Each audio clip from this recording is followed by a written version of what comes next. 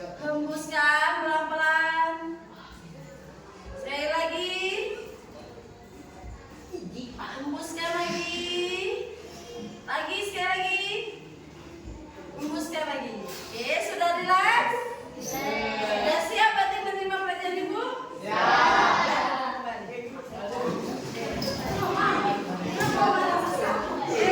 Sekarang hari ini Ibu akan ngasih materi tentang berpikir komputasional. Berpikir komputasional. Sebelum ke sini kita menyanyikan lagu wajib nasional dulu. Boleh siapa? Semuanya berdiri lagi. Maju, maju, maju. Garuda Pancasila.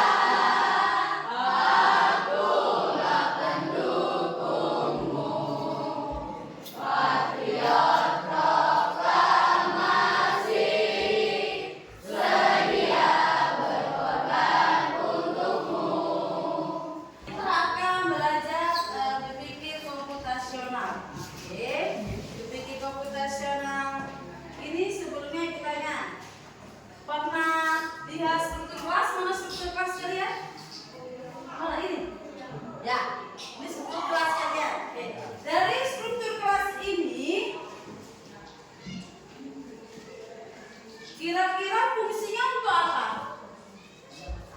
Struktur kelas ini digunakan untuk apa? Biar apa? Biar mengetahui tentang kelas. Harusnya bisa lengkap lagi ini anggota-anggota kelasnya, ya enggak? Harusnya ini ada ketua wali kelasnya. Boleh sebenarnya struktur kelas sebelumnya ada wali, ada namanya apa? Kepala sekolah, ya enggak? Kepala sekolah sama wakilnya boleh ditambahkan. Ada struktur kelasnya, ada ketua kelas, wakil, sekretaris, bendahara. Dan itu ada lagi anggota seksi-seksinya, misalkan keamanan. Ada dekat sini? Ada. Nah, itu bisa dibuat itu struktur. Untuk apa dibuat struktur ini fungsinya? Dalam kehidupan sehari-hari dalam kelas kita. Bisa digunakan agar kita mengetahui pendataan kelas. Tahu siapa walinya. Nanti kalau ada masalah apa, mempermudah kita dalam kehidupan sehari-hari. Selain itu, tahu struktur keluarga? Tahu. Tahu atas dari orang tua kamu disebut apa? Nenek. Nah, nenek kamu tahu? Tahu pasti ya, dari bapak, dari ibu. Paham kan? Lalu di bawah bapak separah dengan orang tua kamu namanya apa? Bibi, apa bawa dan sebagainya, ya enggak? Mamang. Siapa lagi? Kalau Pak D, kalau bahasa sininya apa? Wo, Wolana, Wotino, gitu ya. Nah, itu mengapa harus mengetahui struktur itu? Hah? Biar tahu nanti kan ada turunan lagi. Kalau di dalam agama Islam itu tidak boleh saling menikah dalam satu keluarga. Nah, itu fungsi dari kehidupan sehari-hari. Tidak hanya ini. Jadi kalau untuk struktur kelas berarti biar kita mengetahui tugasnya setiap masing-masing, tupoksinya masing-masing. Oke? Maka dari itu tujuan pembelajaran kita hari ini agar kalian dapat berpikir komputasional untuk menghasilkan beberapa solusi dalam menyelesaikan persoalan. Itu tujuan kita hari ini. Apa saja yang kita lakukan tadi? Pemanasan tadi sudah salah, sudah dicek. Lalu mulai dengan masalah, nanti Ibu kasihkan kasus, lalu kalian diskusi. Habis diskusi nanti dipresentasikan dan direfleksikan, ya. Sebelum masuk ke materi, Ibu ada video.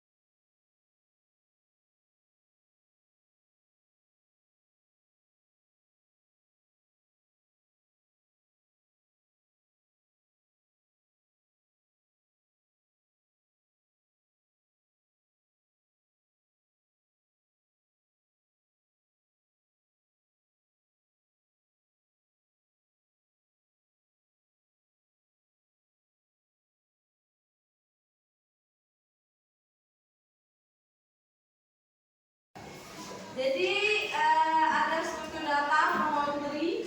Nanti kita belajar tentang ini. Cara pembuatan ini contohnya nih, misalkan pohon keluarga, mana ada nenek, ada anak. Ini tak, anggapnya anak yang pertama dan anak kedua nikah dan dapatlah anak. Nah, anak ini boleh nanti disaldikan lagi, lalu nanti dibuatlah jadi cicit dan seterusnya. Oke? Itulah pohon keluarga.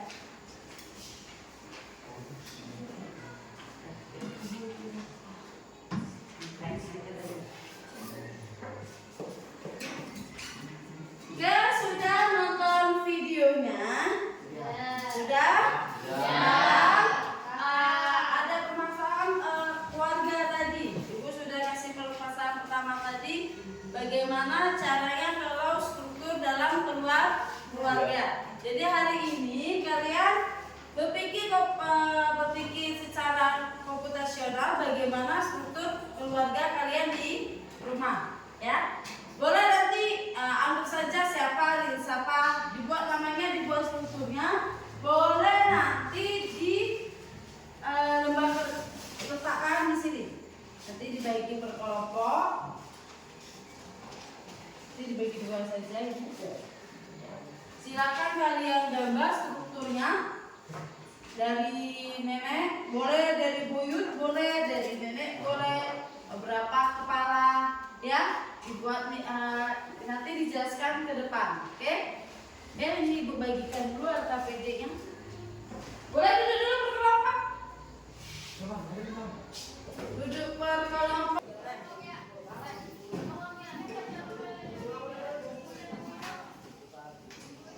Kelompok? Sebelum duduk berkelompok, ibu jelaskan dulu apa itu berpikir komputasional. Berpikir komputasional itu adalah proses menguraikan masalah yang rumit menjadi komponen yang lebih sederhana, mengidentifikasi terang, merumuskan rencana, dan masih dikenal sebagai komputasi. Itu sebagai komputasional. Mengapa komputasional itu perlu kita asah? Mengapa kita perlu melatih kita agar kita berpikir komputasional? Ada dua alasannya. Yang pertama, keterampilan untuk masa depan. Di mana di masa depan salah satu kemampuan yang perlu itu secara komputasional. Mengapa ya ini? Karena dunia semakin digital. Jangan sampai kita dikalahkan oleh komputer.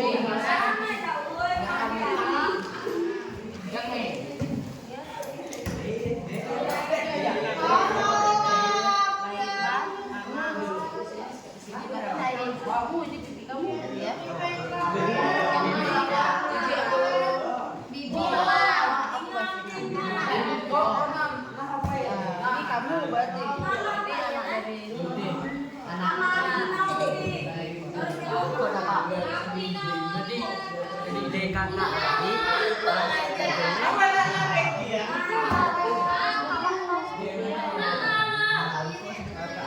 berarti saling sepupu. laki-laki perempuan.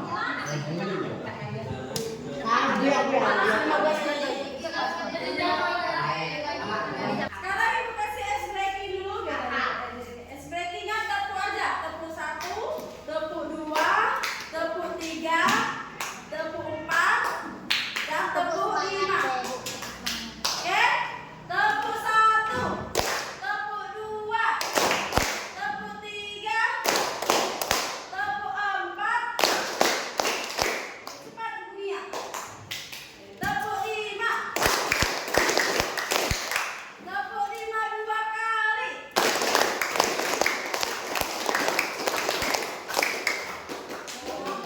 Salah ini. Coba tepuk 5 2 kali.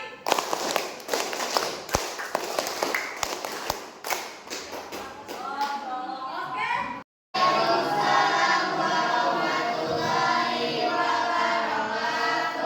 Kami dari kelompok 2 ini mempresentasikan diskusi kami tentang keluarga yang dibacakan oleh saya. Baiklah, saya di sini akan membacakan buku keluarga. Ada dua keluarga, yaitu satu keluarga dari ayah dan satu keluarga dari ibu. Ayah dan ibu menikah dengan keluarga yang melahirkan satu dan dua anak. Anak satu menikah dengan Rohim dan mendapatkan anak yang bernama Yanti. Mamat menikah dengan Bibi yang mendapatkan anak yang bernama Setia. Bibi